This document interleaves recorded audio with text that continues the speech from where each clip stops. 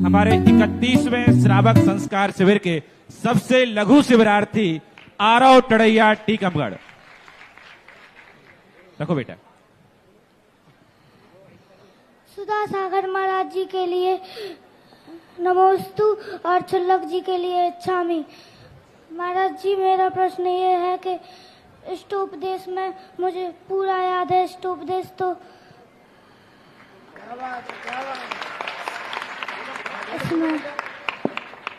इसमें मुझे पूरा याद है, तो मैं लिख नहीं पाता हूँ और थोड़े थोड़े काव्य भूल जाता हूँ, तो उसमें क्या करूँ? इष्टोपदेश पूरा याद है लेकिन लिख नहीं पाते हैं, तो मैं क्या करूँ? इष्टोपदेश पूरा याद है लेकिन लिख नहीं पाते, पूछ नहीं पाते हो, लिख नहीं पाता है। नहीं, अब लिखना सीखो, लिखना तो पड़ेगा। इष्टोपदेश पूरा कंठस्थ है। हाँ, बहुत पूरा अच्छा याद है।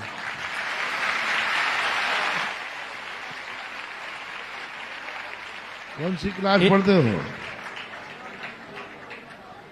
माइक से बोलो बेटा।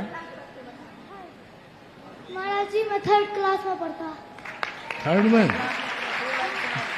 बेटा एक छंद सुना दो। देखेंगे, तुम्हारा एग्जाम अलग से सोचेंगे।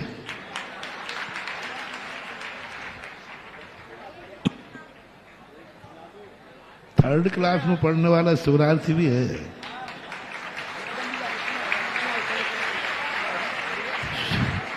सुनो रे बड़े बड़े हाथियों, आप देखो, बड़े बड़े हाथी भी उसी एक टाइम खा रहे हैं और ये बालक भी एक टाइम खा रहा है। उनको भी 11 बजे मिल रहा है, इसको भी 11 बजे मिल रहा है। ये भी शाम को ही पानी अकेला फल ले रहा है, आप भी ले रहे हो। अब बीच में तुम्हारे परिणाम बिगड़े तो इसको याद कर लेना। बीच में यदि तुम्हें भूख प्यास की बात बने तो कर लेना कि 3rd क्लास वाला भी, 3rd क्लास में पढ़ने वाला भी हमारे समान ही व्रत कर रहा है। पूज्य गुरुदेव के चरणों में बारंबार नमोस्तु नमोस्तु नमोस्तु। गुरुदेव पिटीकमण में आया है, सूक्ष्म थोड़ा सा सूक्ष्म बादर पर्याप्त निर्विपद। हे गुरुवर, वो छंद भी सुनाना चाहता है। सुना दो बेटा, सुना दो माइक से।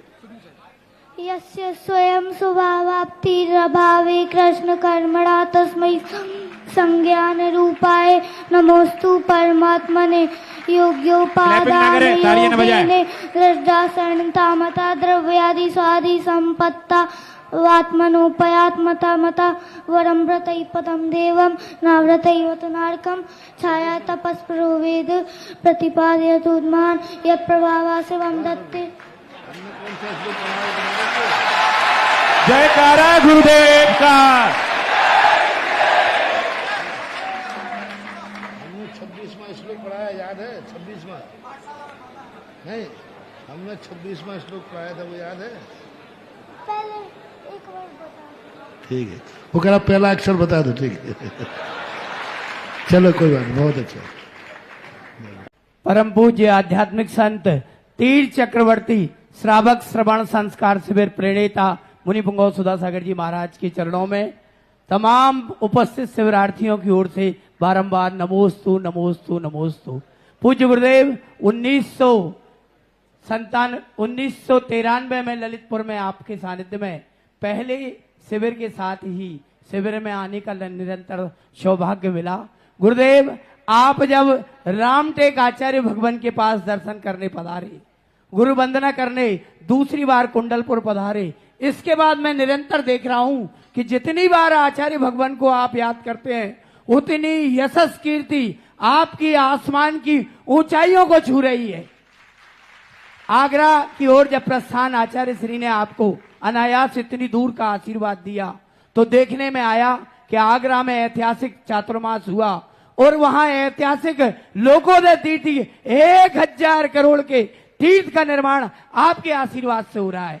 गुरुदेव, जब आप पुनः आचार्य भगवान को याद करते हुए डोंगरगढ़ बढ़ रहे थे, उसके बाद वह दिव्य आशीर्वाद आपको रास्ते में गुरुदेव मिला और इसके बाद कुंडलपुर महोत्सव समेत याद करा। तो अब मैं देख रहा हूं कि आगरा से 1.5 गुनी तादाद में यहाँ शिविरार्थी देश के कोने कोने से आए हैं। गुरुदेव, मेरी जिज्ञासा ये है, इन 31 शिविरों के प्रत्येक शिविर को मैंने जिया है। गुरुदेव, आज जब पुनः ध्यान कर रहे थे तो आपने बताया नेत्र नमस्कार। मैंने ये जीवन में पहली बार ये महसूस कर रहा था और ध्यान से उठने को मन नहीं हो रहा था। आपने कह दिया समय पूरा हो गया। गुरुदेव, मैं निवेदन ये कर रहा हूं, देश भर के, दुनिया भर के भक्त आज श्रवण कर रहे हैं, तो ये नेत्र नमस्कार क्या होता है, और यदि हमने नेत्रों से भी नमस्कार किया, आपकी चरण वंदना हजारों शिवरार्थी नहीं कर पाएंगे, और यदि हमने दूर से नमस्कार किया तो इसका पुण्य क्या होगा, और क्या यह पुण्य हमें आपके चरणों की पावन पूजा तक पहुंचा पाएगा क्या। परम पूज्य के चरणों में सभी शिवरार्थियों ओर से नमोस्तु करते हुए निवेदन। पहली बात, जब आपने चार्ज की बात कही, जितने बार मोबाइल को चार्ज बढ़ाओगे तो बैटरी तो चार्ज होती ही है। जय हो, जय हो। तो आचार्य जी के पास जाएंगे, उनका नाम लेंगे तो बैटरी चार्ज होती है। बड़ों के नाम लेने से जो अभाव होते हैं वे सद्भाव में बदल जाते हैं, इसलिए तो बड़ों के नाम लिए जाते हैं। बड़ों के नाम लेने का अर्थ भगवान का अपन नाम क्यों लेते हैं, क्योंकि भगवान के नाम लेने से हमारे अंदर जो असमर्थता है वो समर्थता में बदल जाती है। ये नियम है। बड़ों की संगति से व्यक्ति बड़ा ही बनेगा और छोटों की संगति से व्यक्ति छोटा ही बनेगा। जब अपन बड़ों की संगति करते हैं, भगवान की संगति करते हैं, तो बड़े बनने का भाव आता है, ऐसे ही परिणाम होते हैं। और दूसरी बात, नेत्र नमस्कार की नेत्र नमस्कार नहीं कहा मैंने, नेत्र आसन कही थी।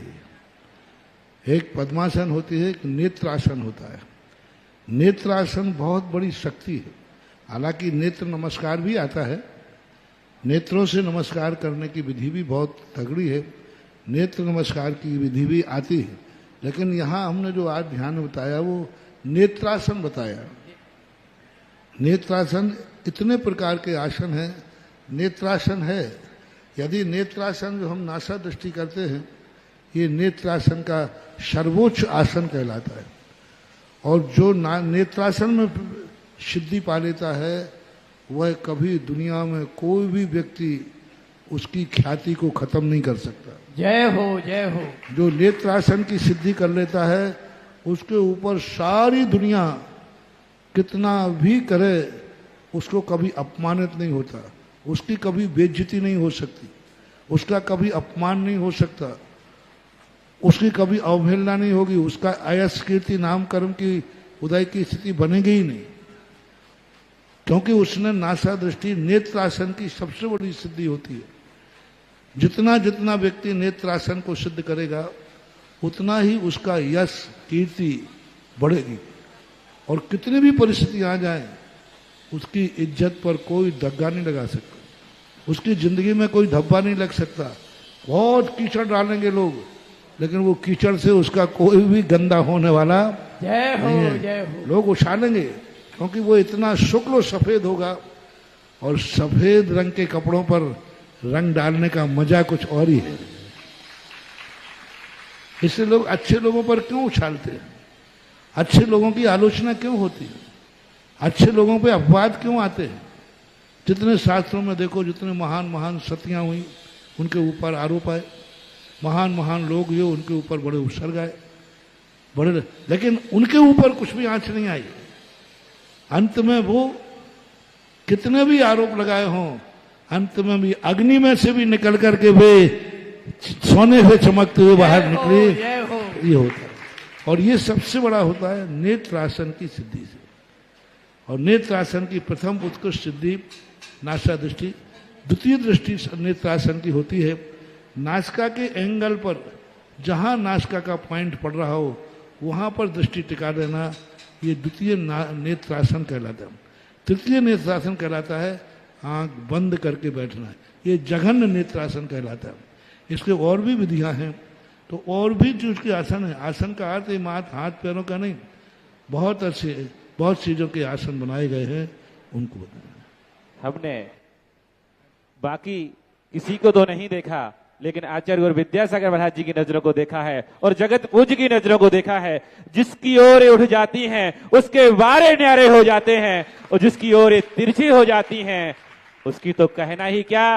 ये जो नजरें झुकाए बैठे हैं, दो पंक्तियां हैं कि ये जो नजरें झुकाए बैठे हैं, खुद को खुद में समाये बैठे हैं, या तो खुद तीर्थंकर हैं या खुद में सिद्धों को समाये बैठे हैं। खुद महावीर जी बना दंगल का अखाड़ा। महावीर जी में यह क्या हो रहा है? समाज इस ओर ध्यान नहीं